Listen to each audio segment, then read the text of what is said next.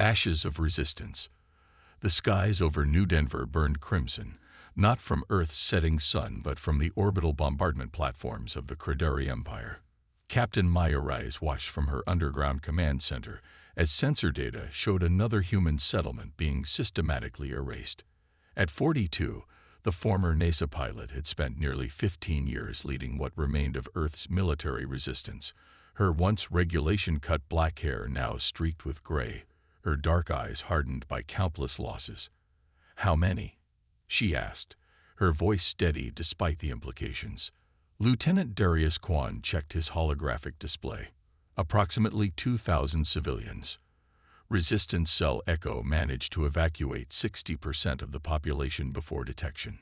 Maya nodded. Better than last time. She turned away from the main screen, facing the dozen faces that made up her command staff. These were Earth's finest, the ones who had survived, adapted, and refused to accept humanity's role as slaves to an alien empire. "The Crederi are escalating their purges," she said. "Intelligence suggests they're bringing in a planet cracker within the month. We're running out of time."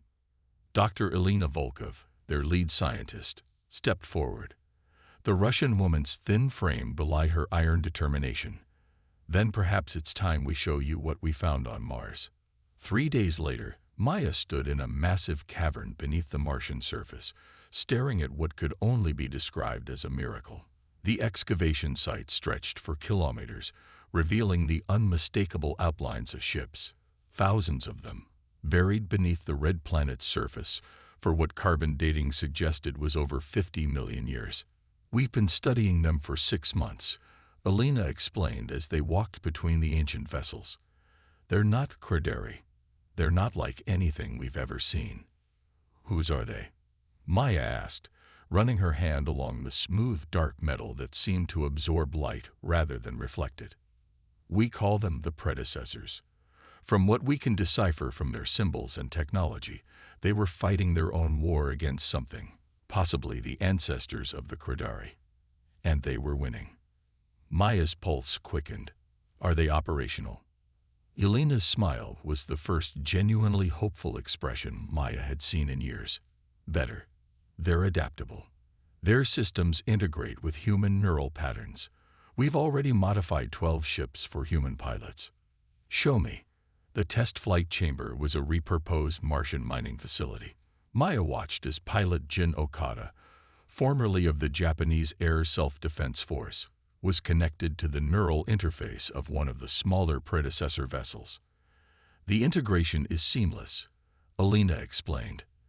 "The ship responds to thought, intuition, and instinct faster than any manual control could. Jin, are you ready?" The pilot gave a thumbs up from inside the crystalline cockpit. The ship, sleek, black, and about the size of a pre-war fighter jet, hummed to life, emitting a faint blue glow from previously invisible seams. "Beginning test sequence." Jin's voice came through the speakers. What followed defied everything Maya thought possible. The ship moved with impossible grace, accelerating from stillness to supersonic speed within the confined space, yet somehow avoiding the walls by millimeters. It twisted, turned, and performed maneuvers that would have liquefied a human pilot under normal physics. "Inertial dampening fields," Elena explained, noting Maya's shock. The predecessors understood space-time manipulation in ways we're only beginning to comprehend. "And weapons?" Maya asked. Elena's expression turned grim. "That's where it gets interesting. These ships don't have conventional weapons. They have something better." The demonstration ended with Jin landing the craft precisely on its starting pad. The pilot emerged, sweating but exhilarated. "It's like the ship becomes an extension of your body, Captain," he reported. "It anticipates moves before you even fully form the thought." "Project Phoenix," Maya whispered. "This could change everything." Over the next 3 months, Mars Base Alpha transformed into humanity's last, best hope. The most skilled pilots from resistance cells worldwide were secretly transported to the Red Planet. Scientists worked around the clock to understand and adapt the predecessor technology, while engineers retrofitted the ancient ships with components that human hands could repair and maintain. Maya named the first battleship to be completed the Defiance. At nearly 1 kilometer long, it housed 20 of the fighter-class ships and boasted power systems that could run for centuries without refueling. "The Credari don't know what's coming," Darius said as they toured the vessel's command center. "We finally have a chance." "A slim one," Maya cautioned. "We still don't fully understand how these ships work or what their primary weapons actually do. Predecessor records indicate something called void collapse, but Alina's team is still deciphering what that means. Whatever it is, the Credari ships in our simulations don't stand a chance against it." That evening, as Maya reviewed the latest intelligence reports in her quarters, her security chief Satya Kapoor burst in without knocking. "We have a breach," Satya said, her normally composed features tense with alarm. "Someone transmitted our coordinates to a Credari battle group. They'll be here within 18 hours. Maya felt her blood run cold. "How many ships?" "2 dreadnoughts, support craft. Enough to obliterate the base and everything we've built." "Who sent the transmission?" Satya's eyes were hard. "We tracked it to Dr. Aldrich's lab. Security is bringing him in now." Dr. James Aldrich had been one of their best xenotechnologists, instrumental in deciphering the predecessor interfaces. The betrayal cut deep. When security brought him to the interrogation room, Maya didn't waste time. "Why?" The scientist's face was oddly serene. "They promised to spare Earth if I helped them secure this technology.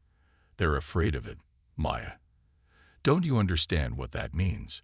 We could negotiate from a position of strength. They'd broken every promise they've ever made." Maya cut him off. "And now they're coming to destroy our only hope." "We're not ready," Alina said later in the emergency command meeting. "The Defiance is operational, but the weapons systems are untested outside simulation. The other ships need weeks more work." Maya studied the tactical display, weighing impossible choices. "How many fighter craft are ready?" 14, with neural interfaces calibrated to their pilots. She nodded slowly, a plan forming. "Prep the Defiance and all functional fighters. We evacuate all non-essential personnel to the backup facility. The rest of us are going to test these ships for real. Against 2 Credari dreadnoughts." Darius looked shocked. "That's suicide." "Maybe," Maya agreed. "Or maybe it's time to show the Credari why they should have finished us off when they had the chance." As the evacuation began, Maya made her way to the Defiance's command center. The neural interface chair waited at the center of the bridge, a crystalline structure that would connect her directly to the enormous vessel. Alina found her there, staring at the chair. "The predecessors designed these ships to fight as one. The neural network will connect you to every pilot, every system. You'll feel everything, Maya. Every victory, every loss." "Good," Maya said, settling into the chair. "It's time we reminded them, and ourselves, what humanity can do when pushed to the edge." The neural filaments extended from the chair, connecting to Maya's spinal column and nervous system. As her consciousness expanded to encompass the vast ship, she felt the 14 pilots linking to the network, their minds becoming distinct presences in her awareness. 6 hours later, as the Credari battle group entered Mars orbit, humanity's last fleet rose from beneath the red planet's surface to meet them. The Empire's fall. The void between Mars and its moons erupted in blue fire as the Credari dreadnoughts opened fire, their energy weapons carving glowing channels through space. Captain Maya Rice felt the heat of those weapons as though they passed near her own skin, the neural interface translating the ship's sensory data directly to her brain. "All pilots, pattern Epsilon," she commanded, the thought transmitted instantly to the 14 fighter pilots connected to the network. The small craft broke formation, scattering like startled birds before regrouping into attack vectors that would have been impossible to coordinate through conventional communications. The Defiance moved with surprising grace for its size, its dark hull seeming to bend the light around it. Maya could feel the predecessor technology responding to her instincts, anticipating threats before they fully manifested. "Cradary targeting systems can't lock onto us," reported Jin from his fighter. Through the neural link, Maya could sense his exhilaration mixed with focused discipline. "The absorption field is working," Elena confirmed from her station on the bridge. "Their sensors are sliding off our hulls like we're not even here." Maya directed the fleet into an attack pattern, sending the fighters to harass the Cradary support ships while the Defiance moved toward the first dreadnought. As they closed distance, the massive enemy vessel intensified its barrage, fire now streaming from hundreds of ports along its segmented insectoid hull. "Void collapse systems are charged," Darius reported, "but we still don't know exactly what will happen when." "We're out of time for caution," Maya interrupted, targeting their primary power core. She reached out through the neural link, finding the controls for the predecessor weapon. The sensation was unlike anything she'd experienced, as if she were reaching into the fabric of reality itself and preparing to tear it. Firing. No visible beam emerged from the Defiance. Instead, a sphere of absolute darkness appeared near the Cradary dreadnought's central section. For a moment, nothing seemed to happen. Then space itself appeared to fold inward. A section of the massive warship simply ceased to exist, collapsed into an infinitesimal point before the void sphere disappeared. "By all that's holy," whispered Sadia from her security station. The dreadnought, nearly a third of its mass gone, listed to one side as secondary explosions rippled through its remaining structure. The Cradary response was immediate. The second dreadnought moved to protect its damaged companion, while signals flooded subspace channels. "They're calling for reinforcements," Darius warned. Maya accessed the data coming through the predecessor sensors, which operated on principles far beyond human technology. 4 more battle groups converging on our position. Arrival time between 6 and 12 hours. "We can't fight that many," Elena said. Maya studied the tactical display projected directly into her mind. "We don't have to. We've proven we can hurt them. That's enough for now." She opened the fleet-wide channel. "All ships prepare for Phase 2. Instead of retreating to Mars, the Defiance and its fighter escorts accelerated toward Earth, taking advantage of the temporary confusion among the Cradary forces.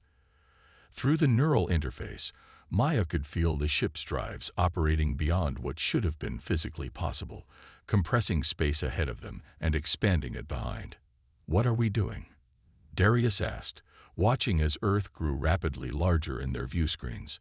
"Sending a message," Maya replied, "and collecting allies." While the Cradary had conquered Earth's governments and military, their control over the planet's scattered population remained tenuous. Resistance cells operated on every continent, and Maya's neural link allowed her to broadcast directly to hidden receivers across the globe. "This is Captain Maya Rise of the Defiance. We have struck the first blow against the Cradary. We have the technology to fight back.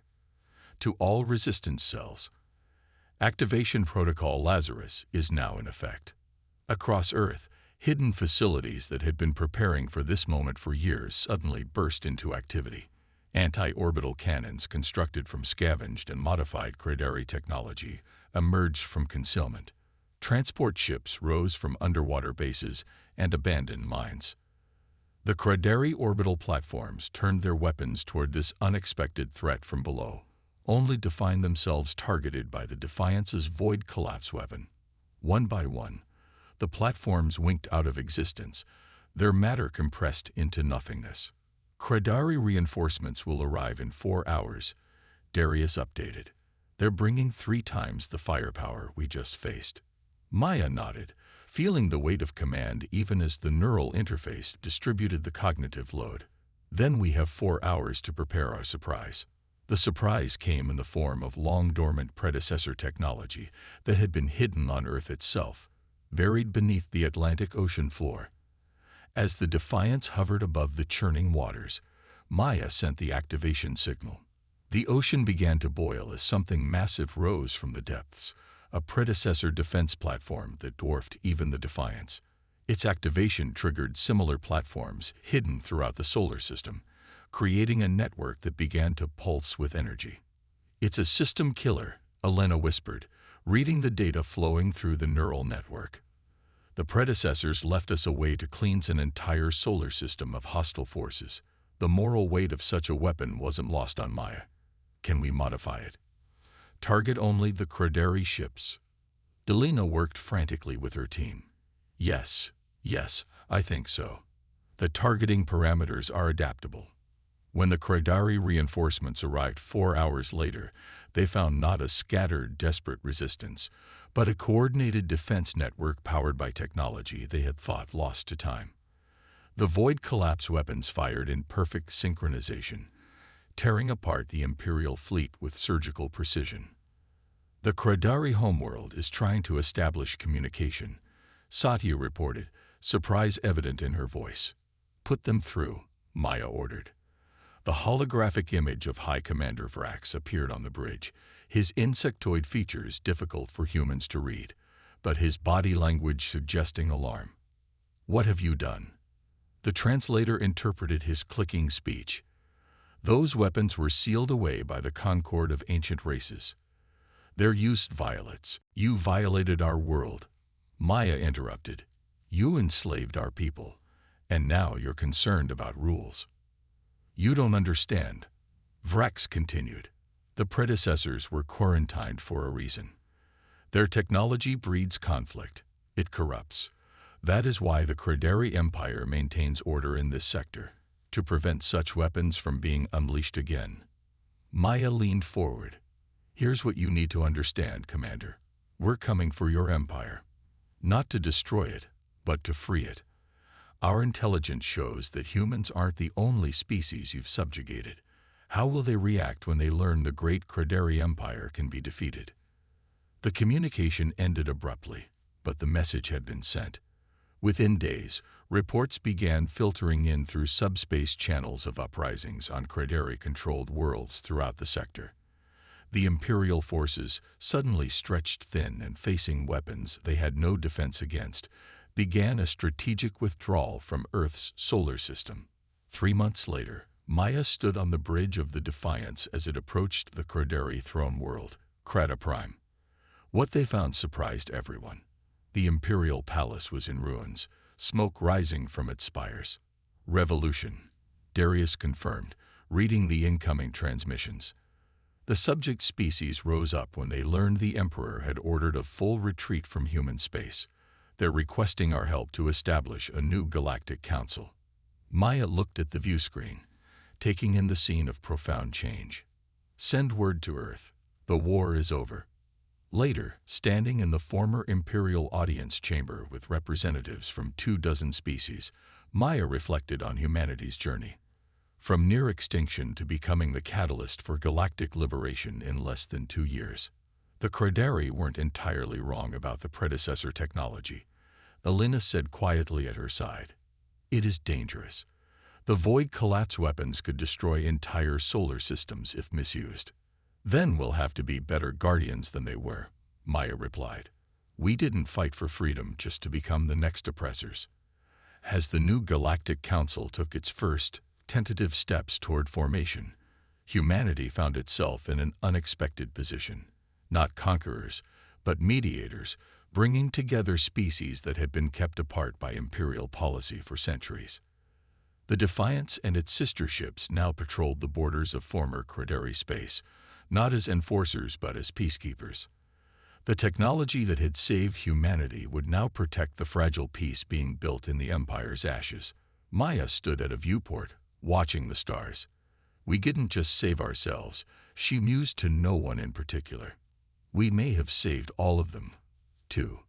Behind her, on the holographic display table, representatives of a dozen species worked together on the framework of a new interstellar community, one where humanity's voice was respected not just for the power of its ships, but for the strength of its conviction that freedom was worth fighting for. The Empire had crumbled, but from its ruins, something far more valuable was beginning to emerge. A future where no species would stand alone against the darkness of space. Retriclaude can make mistakes. Please double-check responses.